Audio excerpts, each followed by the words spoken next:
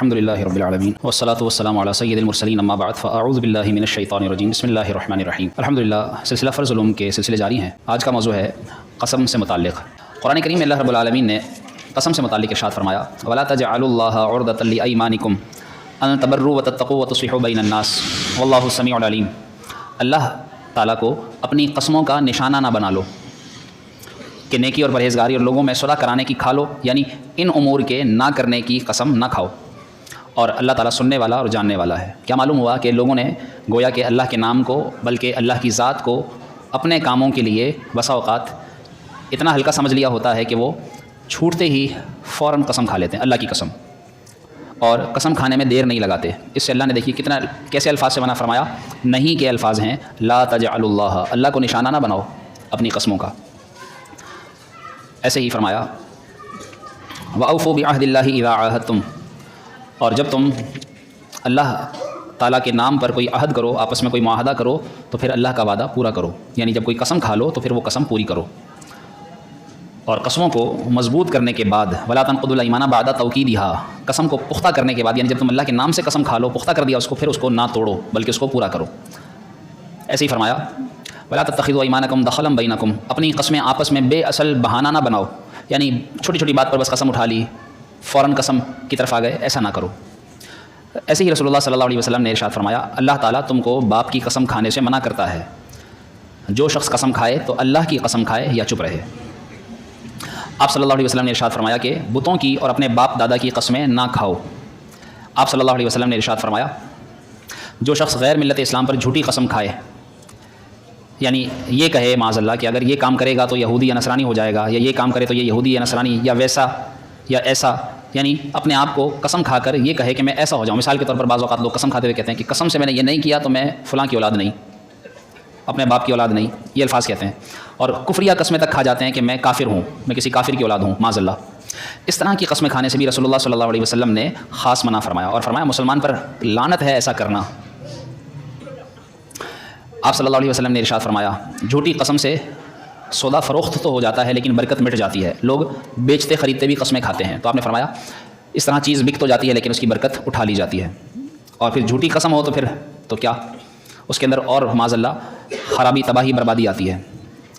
آپ صلی اللہ علیہ وسلم نے ارشاد فرمایا یمین غموس ایک قسم کی ایک قسم ہے، فرمایا مال کو زائل کر دیتی ہے اور آبادی کو ویران کر دیتی ہے۔ آپ صلی اللہ علیہ وسلم نے ارشاد فرمایا خدا کی قسم انشاءاللہ میں کوئی قسم کھاؤں اور اس کے غیر میں بھلائی دیکھوں تو وہ کام کروں گا جو بہتر ہے اور قسم کا کفارہ دے دوں گا۔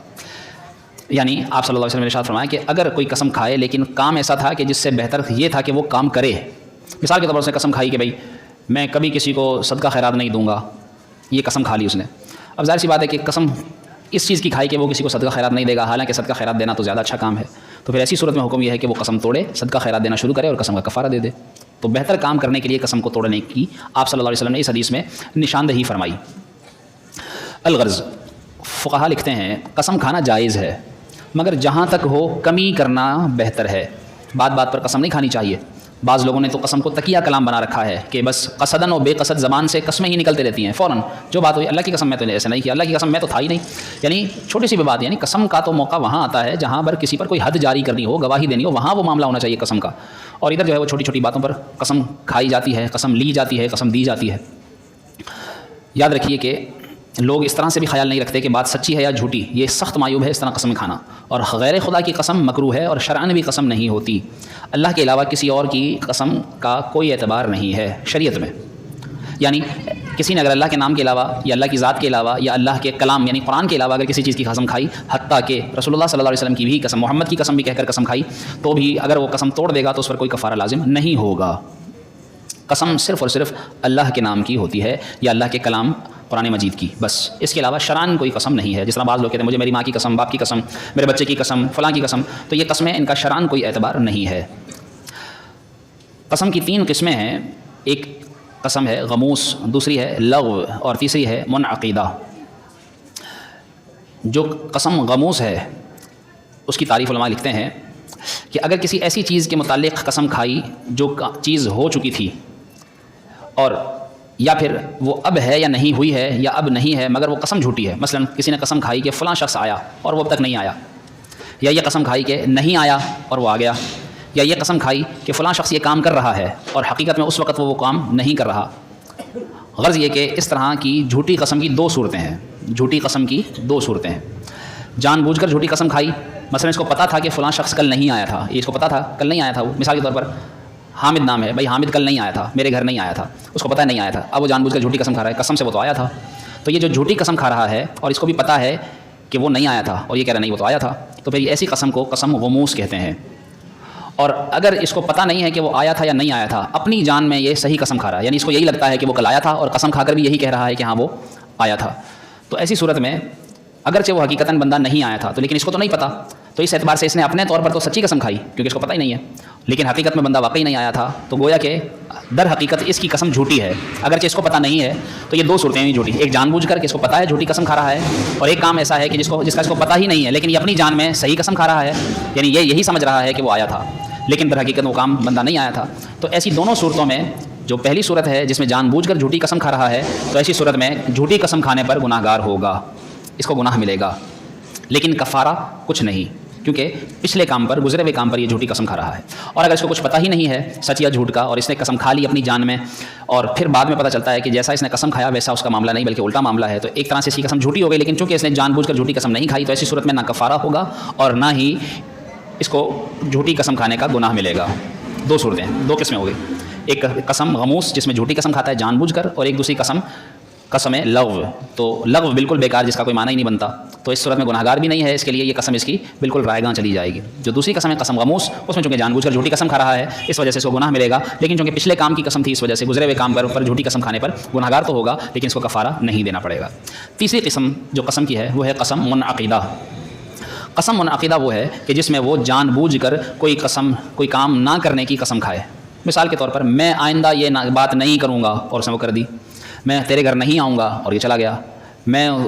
اس کے ساتھ کوئی معاملہ لین دین کا نہیں کروں گا، قسم کھا کر کہہ رہا ہے لیکن کر لیا۔ تو اس طرح کا آئندہ کے زمانے میں کوئی بھی ایسا کام قسم کرنے کی یا نہ کرنے کی وہ قسم کھائے اور پھر اس کو جان بوجھ کر توڑ دیتا ہے، تو پھر ایسی صورت میں یہ چونکہ اس کی قسم منعقدہ تھی اور ایسی قسم جو اس نے کھائی تھی آئندہ زمانے کے لیے، آئندہ کرنے کے لیے یا نہ کرنے کے لیے، اور اس کا الٹ کر دیا تو اس کی قسم ٹوٹ جائے گی، اور اس طرح جان بوجھ کر قسم توڑنے پر اسے گناہ بھی ملے گا اور اسی وجہ سے اسے کفارہ بھی دینا ہوگا۔ امید ہے کہ اب تک آپ کو قسم کی تعریف سمجھ میں آ گئی ہوگی کہ اللہ کے نام سے یا اللہ کے کلام سے کوئی بھی کام کرنے یا نہ کرنے کی قسم کھانا، پھر چاہے وہ کام بھی جائز ہو یا ناجائز ہو۔ مثال کے طور پر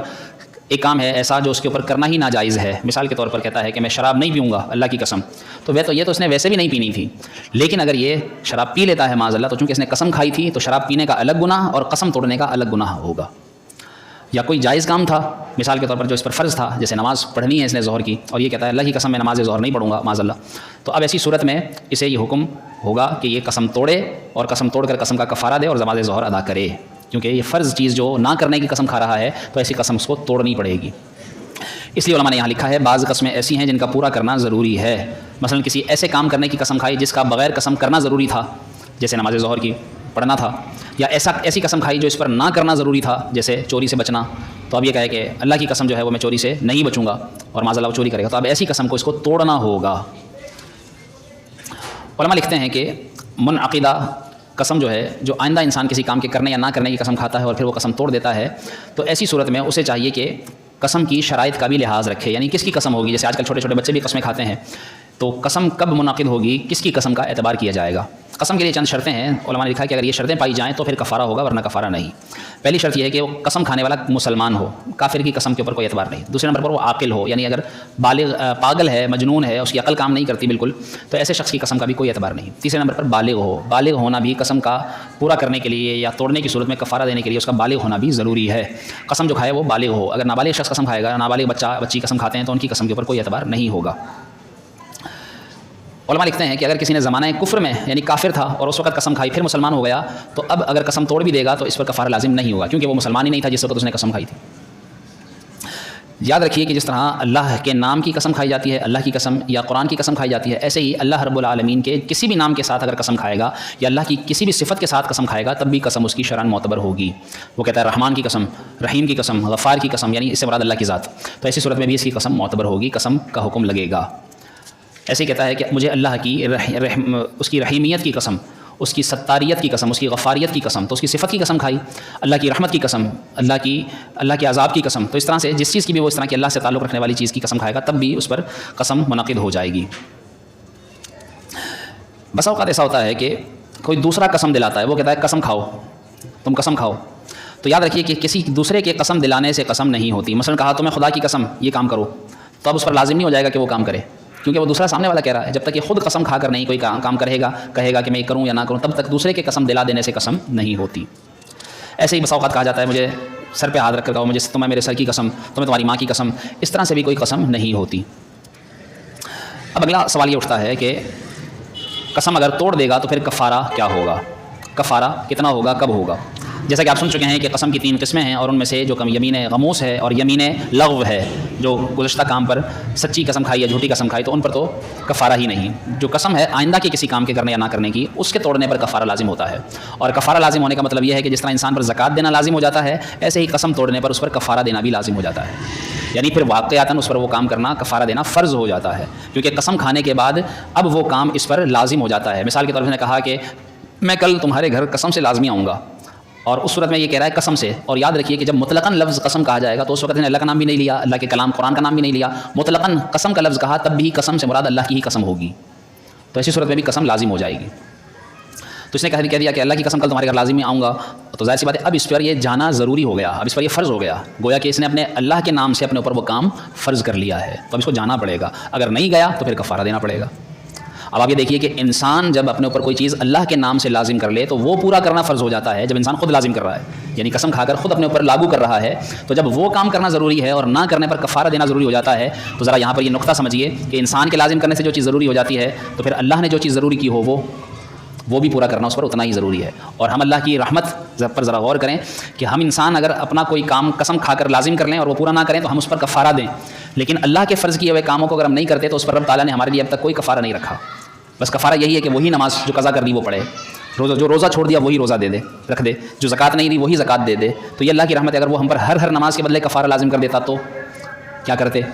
ہر روزہ چھوڑنے کے بدلے اگر ہم پر کفارہ لازم ہو جاتا کہ تم نے اللہ کا یہ کام نہیں کیا تو اب ایک روزے کے بدلے اتنے پیسے دو، تو کتنی بڑی مصیبت ہمارے لیے بنتی۔ اس لیے یہ بھی اللہ کی رحمت ہے کہ اس نے ہم پر ہر چیز کے بدلے کفارہ لازم نہیں کیا، بلکہ اس نے اپنے احکام کی قضا کے طور پر ہی ہمیں حکم دے دیا کہ جو حکم تم نے پورا نہیں کیا وہی حکم اسی طرح پورا کرو تو تمہارا کفارہ ادا ہو جائے گا۔ اسی طریقے سے اگر چھوٹی چھوٹی باتوں پر کوئی کسی کو کہتا ہے کہ تم قرآن اٹھاؤ، تو اول تو وہی بات ہے کہ اللہ کے نام کو، اللہ کے کلام کو اتنا ہلکا نہیں سمجھنا چاہیے۔ فوراً جو ہے وہ لوگ 2-4 ہزار 5 ہزار 10 ہزار لاکھ 2 لاکھ کے لیے فوراً جو ہے کہتے ہیں آ جا مسجد میں اور اٹھا لے قرآن، چلتے ہیں مسجد میں، تھوڑا سا جھگڑا ہوا آپس میں، چلو مسجد میں چلتے ہیں، آ جاؤ۔ تو اس طرح چھوٹی چھوٹی باتوں کو ہلکا نہیں سمجھنا چاہیے، اور جو ہلکا سمجھتا ہے اس پر جو عذاب پڑے گا دنیا میں نہ صحیح آخرت میں، پھر وہ دیکھے گا، اس کو لگے گا اس وقت پتہ کہ جس نے معاذ اللہ جھوٹا قرآن اٹھایا یا جھوٹی قسم اٹھائی۔ لیکن چونکہ بہرحال اللہ کے نام پر اگر کسی شخص کو واقعی اللہ کا خوف ہوگا اور وہ سچا ہوگا تو پھر تو بلا جھجک وہ قسم اٹھائے گا۔ اور آج کل تو چونکہ دلوں میں لوگوں کے خوف خدا نہیں رہا تو وہ تو چھوٹے سے کام پر بھی قسم اٹھا جاتے ہیں، قرآن اٹھا جاتے ہیں اور کچھ بھی کہہ جاتے ہیں، کام کیا بھی ہوا ہو تو مکر جاتے ہیں، اور مکرنے کی صورت میں ان کو قرآن بھی ہاتھ میں تھما دیا جائے تو بظاہر وہ اپنی عزت بچانے کے لیے فوراً قرآن بھی اٹھا جاتے ہیں۔ لیکن جو ان کے ساتھ سلوک ہوگا، اس کے ساتھ سلوک ہوگا، وہ خود بہتر دیکھے گا اس کے ساتھ کیا ہوگا۔ ایسے شخص سے متعلق ایک واقعہ سننے کو ملتا ہے کہ ایک شخص نے اسی طرح کہا کہ جو ہے وہ یہ کام کسی کے ہاں چوری ہوئی تو اس نے کہا کہ میں قرآن اوپر لے کر کھڑا ہوں گا اور تم اس کے نیچے سے گزرو گے، کیونکہ کئی لوگ تھے سارے انکار کر رہے تھے کہ ہم نے تو نہیں کیا۔ تو اس شخص نے بھی ہلکا سمجھا، جس نے چوری کی تھی وہ بھی اس میں شامل تھا، تو اس نے جب قرآن اوپر اس طرح ہاتھ اٹھا کر کھڑا ہو گیا، وہ نیچے سے جو سچا تھا وہ گزرتا جا رہا تھا، اس نے کہا بھائی اس کے نیچے سے گزر جاؤ، جو گزر جائے گا میری طرف سے اس کو معاف ہے۔ تو جب سچا جو چور تھا، پکا جو اصلی چور تھا، جب وہ اس کے نیچے سے گزرا قرآن پاک کے لیے اندر سے نیچے سے، اور فوراً چونکہ وہ جھوٹا تھا تو جیسے ہی گزرا اس کی آنکھیں اندھی ہو گئی، فوراً سزا ملی اس کو۔ تو یاد رکھیے کہ قرآن کی سزا کبھی دنیا میں بھی ملتی ہے اور آخرت میں تو اللہ ہی بہتر جانتا ہے کہ اس کے ساتھ کیا سلوک ہوگا۔ تو اس معاملے کو ذرا سا انسان کو غور سے سمجھنا سوچنا چاہیے، تھوڑی سی دیر کی عزت بچانے کے لیے، لوگوں کے سامنے رسوائی سے بچنے کے لیے اپنے آپ کو اس قدر نہ گرائے، اس کا ایمان یعنی کہ کہاں چلا گیا اگر وہ جو ہے وہ اللہ کے نام کی پھر جھوٹی قسم ہے، سچی تو کھائے، دل کھول کے کھائے، کوئی مسئلہ نہیں کہ اللہ کے نام سے وہ سچا جو ہے سچا تو ہے، لیکن جھوٹی قسم ہرگز نہ کھائے۔ جھوٹی قسم کھاتا ہے تو پھر اس کے لیے اس کا وبال پڑتا ہے۔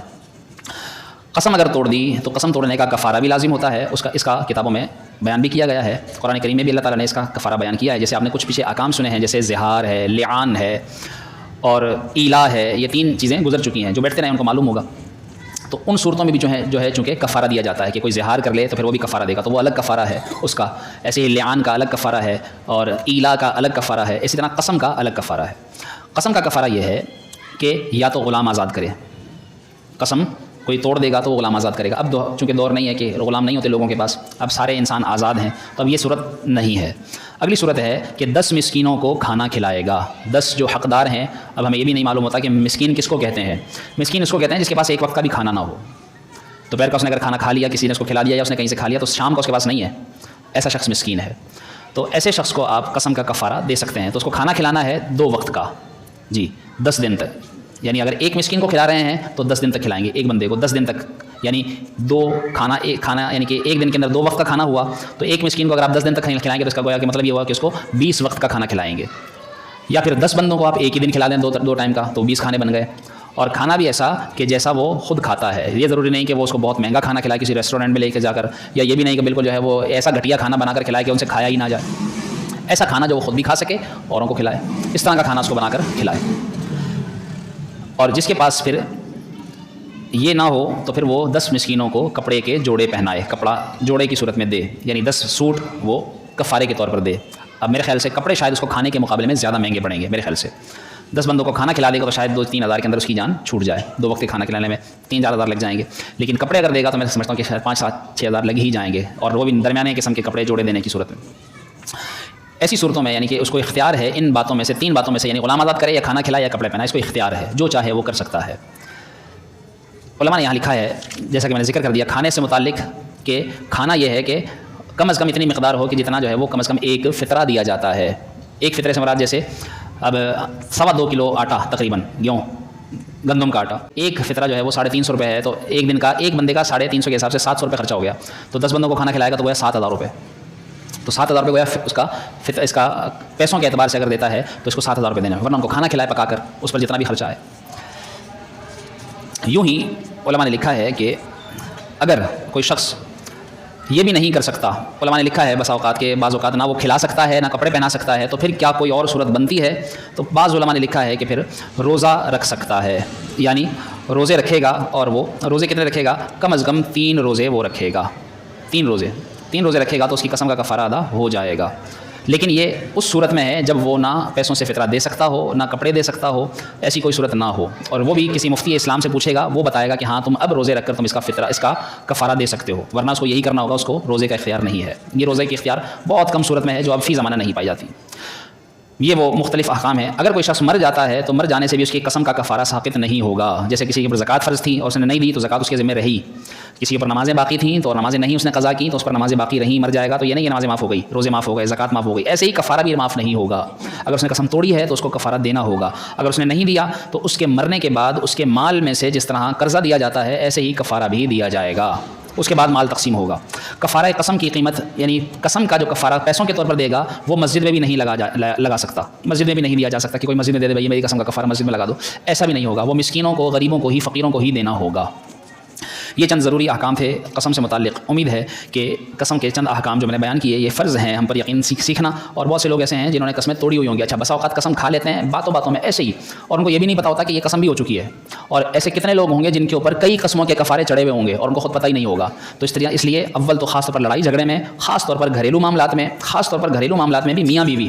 یا آپس میں والدین اولاد بہن بھائی جب کوئی بات کریں اور کسی خوشی میں یا غصے میں کوئی بھی ایسی بات کرتے ہیں تو قسم کا جیسے ہی لفظ آئے فوراً تو ٹھٹک جائیں فوراً, اور اس وقت غور کر لیں کہ میں یہ جو بول رہا ہوں تو کہیں یہ قسم تو نہیں ہو گئی. بس اوقات ایسا بھی, جیسے میں ایک گھر کی بات بتاؤں کہ وہ آپس میں بہنیں ایک دوسرے کے ساتھ جو ہے وہ ایک دوسرے سے یہ کہہ رہی تھی کہ اگر آئندہ اب میں گھر پر آئی تو قسم سے میں تو تمہیں نہیں بلاؤں گی. اب اس نے کہہ دیا یہ قسم ہو گئی. اب حالانکہ اس کو پتا ہے کہ بعد میں وہ آئے گی کبھی گھر دوبارہ تو وہ پھر اس کو بلائے گی اور یہ قسم ہو چکی اور اس کو پتہ بھی نہیں ہوگا. تو یہ قسم ہو چکی ہے, وہ قسم توڑے گی تو کفارہ دینا ہوگا اس کو. جی میں نے پہلے بتایا نا یہ مسئلہ کہ اگر اللہ کا نام نہیں بھی لیا صرف لفظ قسم کہا تب بھی قسم ہو جائے گی. تو اس لیے بڑا سوچ سمجھ کر بات کریں, سوچ سمجھ کر اپنی باتوں کا جائزہ لیں. پچھلی باتیں اگر آپ کو کوئی ایسی یاد آتی ہے کہ میں نے کوئی ایسی بات کی تھی اور پھر وہ واقعی قسم ہو چکی تھی تو پھر اس کا کفارہ اگر نہیں بھی ہے تو احتیاطاً دے سکتے ہیں تو, اور دیں اور اپنے آپ کو ان چیزوں سے آزاد کرائیں. کیونکہ بس اوقات ایسا بھی ہوتا ہے کہ انسان گناہگار ہو چکا ہوتا ہے, اور گناہگار ہونا ہم نے یہ سمجھا ہے کہ کوئی مسئلہ نہیں ہے, بہت بڑا مسئلہ ہے. مسئلہ اس طرح سے ہے کہ اس کی زندگی میں جو مصیبتیں آتی ہیں اللہ نے فرمایا ہے, جو حق فرمایا اور سچ فرمایا ہے کہ جو تمہیں مصیبت آتی ہے وہ تمہارے اپنے کاموں یعنی اپنے کرتوتوں کی وجہ سے آتی ہے. تو ہو سکتا ہے کوئی مصیبت اس وجہ سے بھی آئی ہو کہ اس نے قسم کھائی ہوئی ہے, کفارہ نہیں دیا ہوا, گناہگار ہے, اور گناہگار ہونے کی صورت میں اس پر مصیبت آ رہی ہے. تو اس لیے ان چیزوں کو سمجھیں اور ان پر عمل کریں. اللہ پاک ہم سب کو عمل کرنے کی توفیق عطا فرمائے.